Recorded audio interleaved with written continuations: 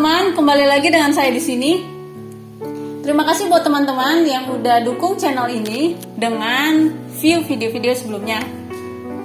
Senang banget ternyata permainanku bisa menghibur banyak orang dan juga menginspirasi banyak orang. Kali ini aku memainkan lagu pop rohani yaitu judulnya Waktu Tuhan. Kalau kita lihat dari liriknya sini memang bagus banget. Jadi ini salah satu lagu favorit juga. Dan kali ini aku mengaransemen di dalam kebutuhan untuk cara bermain. Jadi maksudnya adalah ketika buku sebelumnya itu berbentuk chord, kali ini enggak. Nah, buku ini bisa teman-teman lihat bisa didapatkan di tokonya Sarah, T-nya kecil dan disambung, atau klik link yang ada di bawah ini. Oke, sampai ketemu lagi teman-teman. Bye.